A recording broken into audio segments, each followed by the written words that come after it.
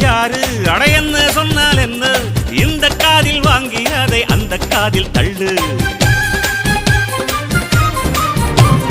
மேகம் மீதந்தாலும் காகம் பறந்தாலும் ஆகாயம்தான் அழுக்காக ஆகாதுன்னு சொல்லு பூ பந்தை யாரும் நீரில் பத்தித்தான் வச்சாலும் வந்து வரும் தண்ணி மேலதான்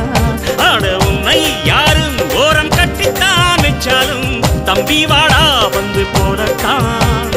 மூணாம் பீரை மெல்ல மெல்ல வெண்ணிலவாய் மின்னுவதை மின்மினிகள் தடுத்திடுமா